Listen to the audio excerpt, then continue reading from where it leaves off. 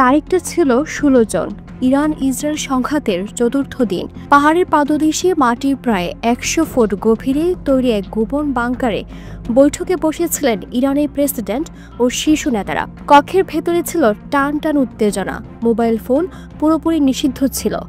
সবাই আলাদা গাড়িতে গিয়ে ঢুকেছিলেন সেই ভূগর্ভস্থ আশ্রয়ে।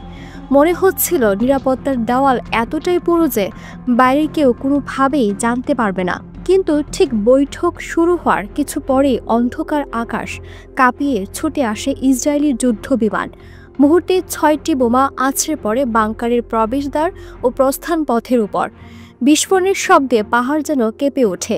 ভেতরে কেউ হতাহত না হলেও দরজার পাশে ছড়িয়ে পড়েছিল কয়েকজন প্রহরীর নিথর দেহ।